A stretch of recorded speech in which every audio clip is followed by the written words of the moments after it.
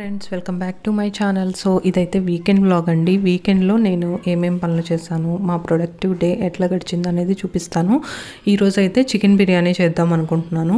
So ఇది బిర్యానీయో పలావో, but నేనైతే ఒకటే మెథడ్లో చేస్తాను. ఫస్ట్ అయితే చికెన్ తెచ్చేసి ఇట్లా మ్యారినేట్ చేసి పెట్టుకుంటాను. ఉప్పు, కారం, పసుపు, అల్లం వెల్లుల్లి పేస్ట్, పెరుగు, కొంచెం నిమ్మకాయ పిండుకొని ఇట్లా మ్యారినేట్ చేసి ఒక ½ అన్ అవర్ వరకు పక్కన పెట్టేస్తాను.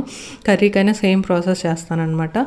తర్వాత ఒక పెద్ద కుక్కర్ కానీ ఒక పెద్ద గిన్నె కానీ పెట్టేసుకొని అందులో మనకి కొంచెం ఆయిల్, కొంచెం నెయ్యి వేసాను. తర్వాత మసాలా దినుసులు అన్నీ వేసాను. కొంచెం జీడిపప్పు కూడా వేసాను.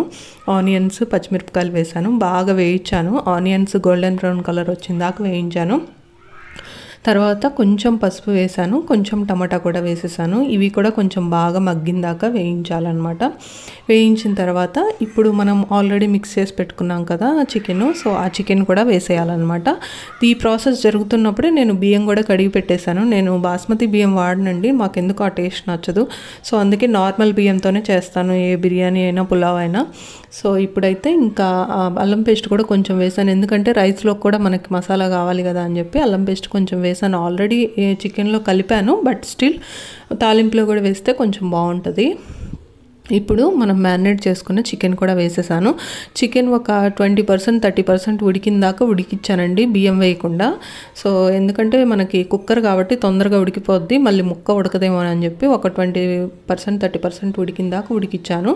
అందులోనే కొత్తిమీర, పుదీనా బాగా వేసుకున్నాను. ఎంత వేసుకుంటే అంత టేస్ట్ వస్తుంది. సో నేనైతే కొంచెం ఎక్కువే వేస్తాను కొత్తిమీర, పుదీనా. అండ్ తర్వాత సాల్ట్ వేసాను. తర్వాత ఇప్పుడు గరం మసాలా, మన దగ్గర బిర్యానీ మసాలా, గరం మసాలా, చికెన్ మసాలా, ఏ మసాలా ఉన్నా వేసేస్తాను. నేను ఆల్మోస్ట్ ఇది ఇంట్లోనే ప్రిపేర్ చేస్తానండి. సో ఆ మసాలా వేసేసి మనం బియ్యం ఎన్ని పోసుకుంటే దానికి తగ్గట్టు వాటర్ పోసేసుకోవాలి. పోసుకున్న తర్వాత ఒక 3 విజిల్స్ వస్తే ఇట్లా ఎమ్మి బిర్యానీ అనేది రెడీ అయిపోతుంది. చాలా బాగా కుదిరిందండి. టేస్ట్ అయితే చాలా బాగా వచ్చింది. అసలు కొంచెం కూడా మిగలలేదు, అంత ఫినిష్ అయిపోయింది. అంత టేస్టీగా ఉంది, చాలా టేస్టీగా అనిపించింది. అండ్ దాంట్లోకి కాంబినేషన్గా కొంచెం చికెన్ పక్కకు తీసేసి ఇట్లా ఫ్రై లాగా చేశాను.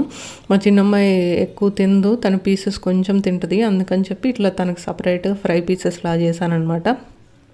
దాంట్లోకి ఇట్లా పెరుగుతో రైతా కూడా చేసేసాను. సో ఇది అండి సండే స్పెషల్ డిషెస్. ఇప్పుడైతే ఇంకా కొంచెం టైం ఉందని చెప్పి ఆల్రెడీ ఈ క్లాత్ ఎప్పుడో తీసుకుందండి, లాస్ట్ ఇయర్ తీసుకుంది. నేను ఆల్రెడీ డ్రెస్ కుట్టేసుకున్నాను, అందులో మిగిలింది క్లాత్. సో ఇది పెద్ద పాపకు సరిపోదు, చిన్న పాపకు సరిపోతుందని చెప్పి లాంగ్ ఫ్రాక్ లాగా కుడదాం అనుకున్నాను. దానికి పైన బాడీ పార్ట్కి ఈ క్లాత్ కూడా నా దగ్గరే ఉంది, అసలు ఏమీ కొనలేదు. రెండు ఇంట్లో ఉన్న క్లాత్స్ అనమాట.